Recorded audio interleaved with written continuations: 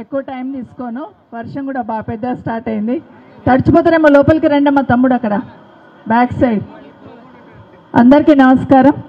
వేదిక మీద ఉన్న గౌరవనీయులు, ఈరోజు ఈ మండల్ పార్టీ అధ్యక్షులు నరసింహరావు గారికి, సభాధ్యక్షులు, అదేవిధంగా ఈరోజు ఈ కార్యక్రమానికి ముఖ్య అతిథిగా విచ్చేసిన సోదరులు గౌరవనీయులు ప్రవీణ్ కుమార్ గారికి, అదేవిధంగా అవినాష్ రెడ్డి గారికి, మీ జెడ్పీటీసీగా మీ మధ్యలో ఉంటూ ఒక్కరోజు ముందు టైం తీసుకున్నాను నా దగ్గర. ఒక్కరోజులోనే ఇంత పెద్ద ఎత్తున ఏర్పాటు చేసినందుకు అవినాష్తో పాటు అందరికీ కూడా, వేదిక మీద ఉన్న వాళ్ళందరికీ, అదేవిధంగా వేదిక మీద ఉన్న దేశమల్ల ఆంజనేయులు గారికి, వేదిక మీద ఉన్న గౌరవ ఎక్స్ జెడ్పీటీసీలు, మార్కెట్ కమిటీ చైర్మన్స్, మాజీ సర్పంచ్లు, ఎంపీటీసీలు, పార్టీ గ్రామ శాఖ అధ్యక్షులు అందరు కూడా పార్టీ జెండా బట్టి గులాబీ కండువా మెడల్ వేసుకొని పనిచేస్తున్న ప్రతి ఒక్కరికి, వారితో పాటు ఫస్ట్ టైం మా బాబు మాట్లాడిండు మా కన్నకి, వారితో పాటు పత్రికా అండ్ మీడియా సోదరులకు కూడా అందరికీ నమస్కారాలు. ఎక్కువ టైం తీసుకొని ప్రవీణ్ గారు మాట్లాడినారు. కానీ ప్రవీణ్ గారితో మాట్లాడుతున్నప్పుడు ఆనాటి ఉద్యమంలో పాల్గొన్నప్పుడు ప్రవీణ్ గారు ఆఫీసర్గా ఉండే, తెలంగాణ ఉద్యమం నడుస్తున్నప్పుడు ఉస్మానియా యూనివర్సిటీలో పిల్లల మీద లాఠీ చార్జ్ జరగొద్దంటే, ఉస్మానియా యూనివర్సిటీలో ఉన్న పిల్లల అంబిషన్ అంటే ఆకాంక్ష అర్థం చేసుకోవాలంటే తెలంగాణ వాదం ఉన్న ఆఫీసర్ అయితే బాగుంటుంది అన్నప్పుడు ప్రవీణ్ గారిని చూస్ చేసుకున్నాం. ఒక్కసారి ప్రవీణ్ గారిని అక్కడ ఇన్ఛార్జ్గా పెట్టిన తర్వాత ఇంకా 2-3 సంవత్సరాలు ప్రశాంతంగా ఉన్నాం. ఎందుకంటే ఉద్యమం నడిచింది. అదేవిధంగా ఎక్కడ ఎవరికి ఒక దెబ్బ తగలకుండా కూడా చూసుకున్నారు. ఈరోజు ప్రవీణ్ గారు కూడా మన పార్టీలోనే ఉండడం నిజంగా చాలా సంతోషం. వారితో పాటు ఇక్కడికి వచ్చిన మా అక్క చెల్లెళ్ళకి, అన్న తమ్ముళ్ళకి అందరికీ నమస్కారాలు. షాబాద్ అనగానే పట్నం కుటుంబానికి ఎంత ముఖ్యమో ఇంద్రారెడ్డి గారికి అంత ప్రేమ ఉండేది షాబాద్ అంటే. వాళ్ళ అల్లుళ్ళ మీద ఏమనలేని ప్రేమ ఉండేది. అల్లుళ్ళ మీద ప్రేమ షాబాద్ మీద ఏర్పడిపోయింది ఎట్లయినా. సో షాబాద్ అనగానే చేవేళ్ళలో లేకపోయినా కూడా షాబాద్ అంటే నాది అన్నట్టు ఇంద్రారెడ్డి గారు ఉంటుండే. అట్లాగే మీరందరూ కూడా ఈరోజు అవినాష్ని 15 సంవత్సరాల నుండి ఏదో ఒక పొజిషన్లో తీసుకొని రాజేందర్ ఆ రోజు మీ సేవను అందించిన దాన్ని రుణం తీర్చుకునే ప్రయత్నం మీరు కూడా చేస్తున్నారు. మీకు అందరికీ కూడా ప్రత్యేకంగా ధన్యవాదాలు తెలియజేస్తున్నాను. అట్లాగే అవినాష్ కూడా మీకు మధ్యలో ఉండి పనిచేసే ప్రయత్నం చేస్తున్నాడు. అలాగే భవిష్యత్తులో కూడా ఇంకా ఎదగాలని మనస్ఫూర్తిగా కోరుతా ఉన్నాను, వేదిక మీద ఉన్న అందరితో పాటు. అయితే ఎక్కువ మాట్లాడాను ఎందుకంటే ప్రవీణ్ గారు చాలా విషయాలు చెప్పారు. ఇప్పుడు వస్తూ ఉంటే చిట్టీలు పట్టుకొని పోతున్నారు. ఏం చిట్టీలు అని అడిగాను ఇప్పుడే. అంటే యూరియాకి చిట్టీ పట్టుకొని అమ్మలందరూ అటు పోతూ ఉన్నారు. అంటే గతంలో కేసీఆర్ ఉన్నప్పుడు ఎట్లా ఉండే, ఇప్పుడు ఎట్లా ఉంది అనేది ప్రతి ఒక్కరు ఈరోజు ఆలోచించుకుంటున్నారు.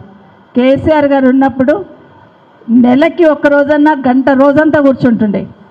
వర్షం మొదలు కాకముందంటే ఎండాకాలం ఉన్నప్పుడే మేలోనే మీటింగ్ పెట్టి మాకందరికి చెప్తుండే, ఎండాకాలం అయిపోగానే చినుకులు పడంగానే రైతులకు ఇబ్బంది లేకుండా చూసుకోవాలి, ఎరువులు ఎట్లా ఉన్నాయి, షాబాద్లో ఎన్ని ఎకరాలలో ఏం పంట వేస్తారు, ఎంతమందికి ఎన్ని సంచుల యూరియా కావాలా, ఇదంతా కూడా ముందే లెక్క చూసుకోండి అని చెప్పి అవన్నీ పెట్టుకుంటుండే. కానీ ఈరోజు ఎట్లా ఉందంటే ఎక్కడ పోయినా యూరియా కోసం 2 నెలల నుండి ఏడుస్తూ ఉంటే ఈ ప్రభుత్వానికి కనీసం కనిపించట్లేదు, మాట్లాడడం కూడా సిద్ధంగా లేరు. కొంతమంది మంత్రులు అంటారు పడేసిన చెప్పులన్నీ ఏడుకొచ్చి లైన్లో పెడుతున్నారు, అక్కడ రైతులు ఏడున్నారు అంటున్నారు.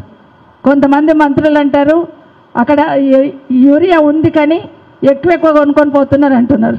ఇప్పుడే ప్రవీణ్ గారు చెప్పినట్టు నిన్ననే ఒక దగ్గర రైతులందరూ కూడా ఎక్కడైతే యూరియా వాళ్ళ ఇండ్లలో పెట్టుకున్నారో, ఎక్కడైతే బ్లాక్ మార్కెట్లు అమ్ముతున్నారో వాళ్ళని పట్టించున్నారు. దాన్ని మాత్రం పట్టుకుంటలేరు. కానీ ఏదైనా కూడా కేసీఆర్ గారు పార్టీ చేస్తుందంటారు తప్పిస్తే దాని వెనకాల ఉన్న కష్టం ఏందని ఆలోచిస్తలేరు. ఈరోజు ఇంతమంది అక్క చెల్లెళ్ళు ఉన్నారు. ఇక్కడ మాటకు ముందు రేవంత్ రెడ్డి ఏం చెప్తున్నాడు, లేడీస్ కనిపించగానే ఏం చెప్తాడమ్మా మీరే చెప్పాలి. ఆడళ్ళు కనిపించగానే ఏం చెప్తాడు రేవంత్ రెడ్డి, మా అక్క చెల్లెళ్ళను కోటీశ్వరులను చేస్తా అంటాడు. 1,00,00,000 మందిని కోటీశ్వరులను చేస్తా అంటున్నాడు. అంటే ఒకరొకరు ₹1,00,00,000 ఇస్తా అంటున్నాడు. వచ్చినాయా మరి ఏమన్నా? ఒక్కరికైనా వచ్చిందా షాబాద్లో? 1,00,00,000 మంది మహిళలలో మన వాళ్ళు ఉండాలి కదా, ఒక్కరన్నా ఉండాలి కదా. ఒక్కరికి ₹1 రాలేదు. కానీ మాటకు ముందు 1,00,00,000 మంది మహిళలను కోటీశ్వరులను చేస్తా అంటాడు. కోటీశ్వరులను చేస్తాడు దేవుడు ఎరుగు. కానీ ఒకటి మాత్రం చేసి చూపిస్తున్నాడు. ఆడబిడ్డల్ని యూరియాకి లైన్లలో నిలబెడుతున్నాడు.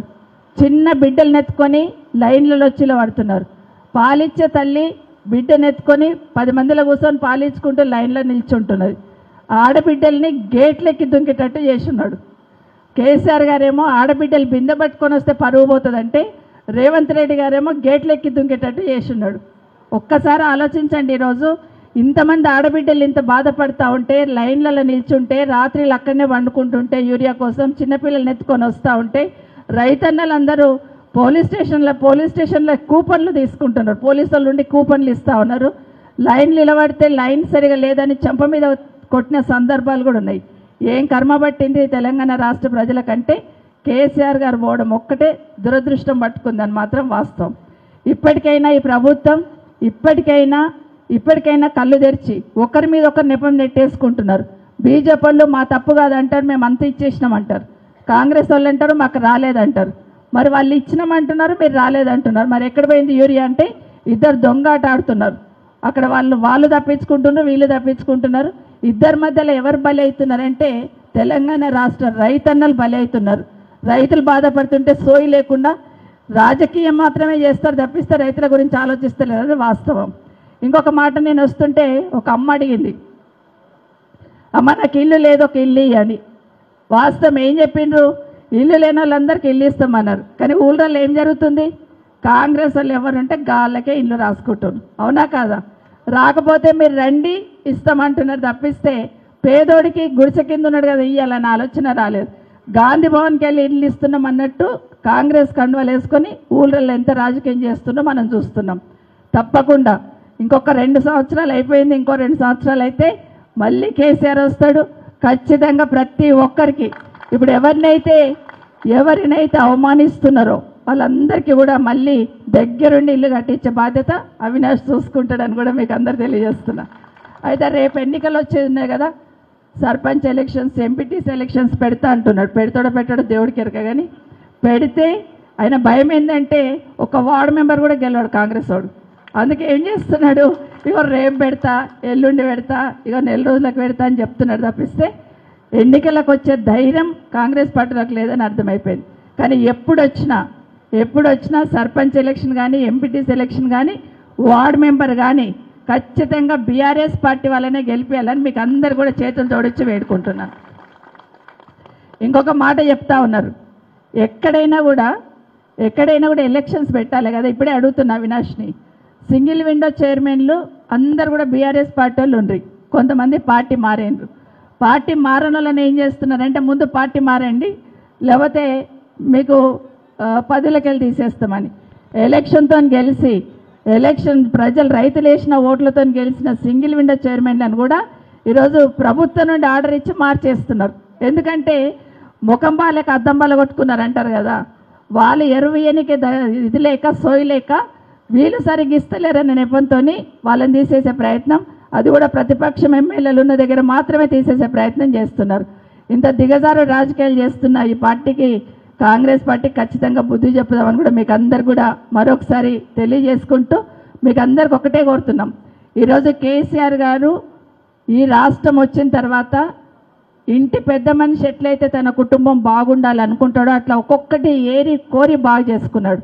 మొట్టమొదటిగా ఆడబిడ్డలు బయటికి రావద్దు బిందె పట్టుకోనని ఎక్కడో ఉన్న నీళ్ళని తీసుకొచ్చి ఇంటింటికి నల్లా ద్వారా నీళ్ళు ఇచ్చిండా లేదా ఒక్కసారి ఆలోచించండి. ఆ నల్లా దగ్గర నల్లా ఇప్పితే ఎవరు గుర్తుకొస్తారు? కేసీఆర్ గుర్తుకొస్తాడు. అంతకుముందు 7 గంటల కరెంట్ ఉంటుండే రైతులకి, పొద్దున 3 గంటలు, రాత్రి 4 గంటలు. వ్యవసాయం చేసుకోవాలంటే రాత్రి పోతుండ్రి.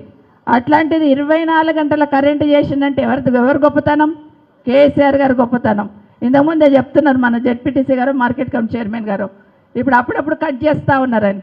కట్ చేస్తున్నది వాస్తవం, కానీ 24 గంటల కరెంటు, ఉచిత కరెంటు ఎన్ని కష్టాలైనా కూడా రైతులకు ఇబ్బంది కావద్దని కేసీఆర్ చూసుకున్నాడు.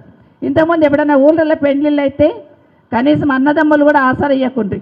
అట్లాంటిది కేసీఆర్ గారు వచ్చిన తర్వాత ఆడబిడ్డ పెళ్ళి అయితే 1,00,000 రూపాయలు ఇచ్చి చూపించినాడా లేదా?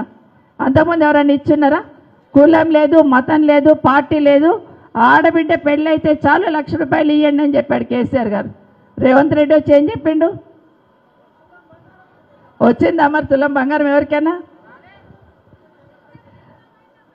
కేసీఆర్ మేనమామ అయ్యండి. నా తల్లి పల్లె చెప్పావు. కేసీఆర్ గారు మేనమామ అయ్యండు కాబట్టి 1,00,000 రూపాయలు ఇచ్చిండు.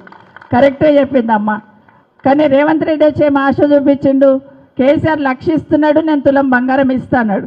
తులం బంగారం లేదు, 1,00,000 కూడా చక్కగా ఇస్తలేడు. రేవంత్ రెడ్డి ఏం చేస్తుండమ్మా? మోసం చేస్తున్నాడు. కరెక్ట్గా చెప్తున్నావు. మోసం చేస్తున్నాడు ఆయన అని చెప్తున్నాడు. మోసం చేసి అధికారంలోకి వచ్చిండు, మళ్ళీ మోసం చేయబోతారు. రేవంత్ రెడ్డి గారు మనకు దొరకరు కాబట్టి రేవంత్ రెడ్డి గారు కండువ వేసుకున్న నాయకులు ఉంటారు కదా, వాళ్ళని గల్లబట్టాడు కండి మీరు అందరు కూడా. ఎందుకంటే ఊర్లలో వాళ్ళే దొరుకుతారు కదా. తులం బంగారం ఇచ్చి ఓటు అడగమని చెప్పండి. 15,000 ఎకరాకే ఇస్తాడు. 15,000 వేసి ఓటు అడగమని చెప్పండి. రుణమాఫీ గానోళ్ళు చాలామంది ఉన్నారు, అప్పు మాఫీ గానోళ్ళు. అప్పు మాఫీ చేసి ఓటు అడగమని చెప్పండి.